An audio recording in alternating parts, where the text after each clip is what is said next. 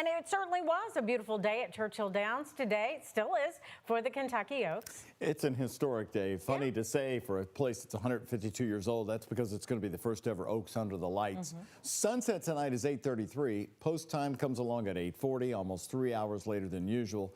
The usual post time was at 5:50 p.m. And our team is covering this long day. Travis Breeze found one man who's going to leave Churchill before the late post time party. All right, well, that's one way to go. So, Travis, how's the atmosphere out there? Also want to say, I told your colleagues earlier that they look great. You look great out there today. Love the outfit. A lot of people are staying all day. They're making a longer day out of it. Thank you for that, Connie. I appreciate it. A lot of firsts for me today. This is actually my first time coming to the Oaks. I've been to the Derby twice, and it is my first time ever wearing seersucker. As far as your question about are people going to stay, we had some mixed answers. We had some people say, you know what, I've been looking forward to this day for a long time. I'll be here. And other people said, you know what, I don't want to leave here around 11 p.m. I'm going to skip out. In a rather unassuming spot in the infield, almost right smack dab in the middle of the infield, you'll find Jerry Coble and his friend Bill. How many years in a row have you came to Oaks or Derby? 57. 57? Yeah. Not a bad record.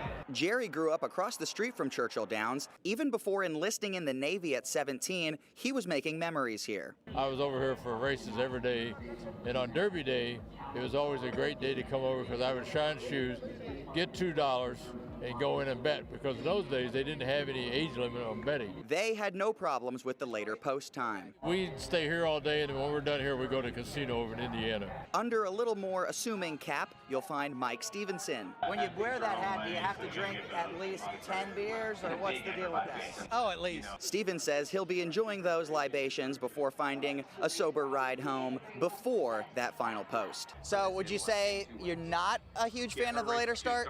No, I'm not a huge fan of it. I like to have the parties afterwards and stuff, and if you stay for the whole race, you're getting out at 11 o'clock or so. No matter your feelings, plenty of sun and plenty of time to enjoy the Oaks. So we were out in the infield around noon, and we were just kind of waiting for that first race to start. It started at 12:30, and the crowds are now packing in for sure. But yeah, it's going to be interesting to see if the Oaks really does start when it's dark outside. That would be quite a different feeling, Doug and Connie. Connie, I love the fact the guy interviewed is that a place where he can bet all day, but he's going to leave and go to the casino in Indiana. Hey, some people just like to, go out there and spend the day before it gets crazy. Well, Travis, what are people telling you about the weather? We've seen a lot of crazy weather days for Oaks and Derby. This is probably, as you said, the most postcard day we've seen in a long time. There were a lot of people who showed up around noon, and maybe they had some mink coats or some nice jackets, and then around 1, people are like, I got to take this silly thing off, and then people shedded those. So it's really perfect right now. It did start a little bit cold, though, guys. Mink coats. Haven't seen a mink coat in a long time.